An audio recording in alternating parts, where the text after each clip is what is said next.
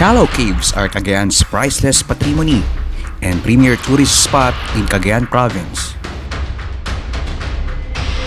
Its name was derived from Callao or Philippine Hornbill. The commercial cave is inhabited by the displaced Agta tribe of Sierra Madre. Callao Caves are situated near PEABLANCA River, which is also the gateway to the famous caves.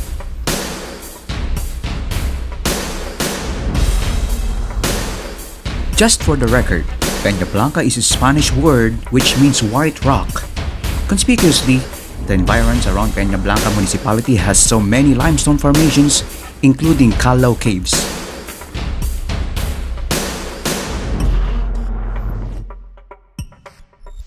Before reaching the opening of the cave, you will first negotiate 184 concrete steps staircase.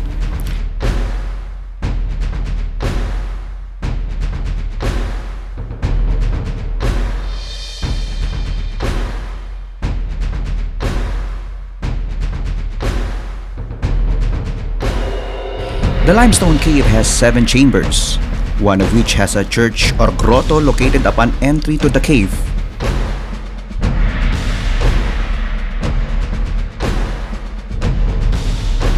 Inside Callao Caves, you can see so many breathtaking, impressive, unique, never before seen rock formations.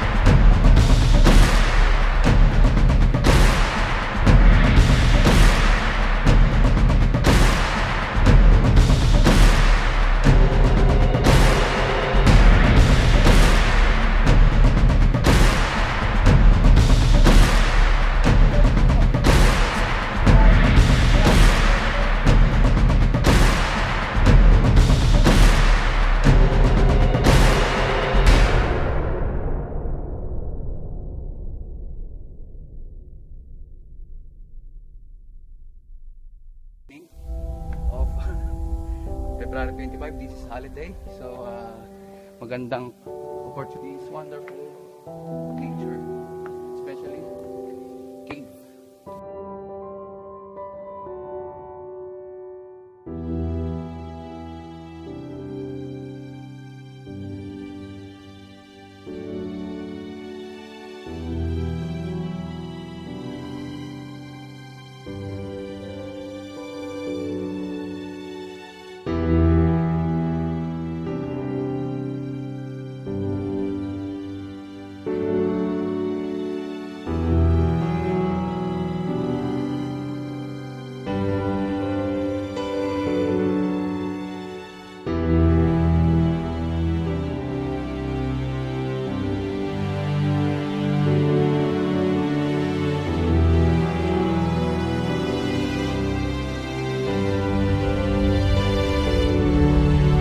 Kalaw is a show cave or public cave and is completely off the beaten track, located in the municipality of PEABLANCA in Cagayan province.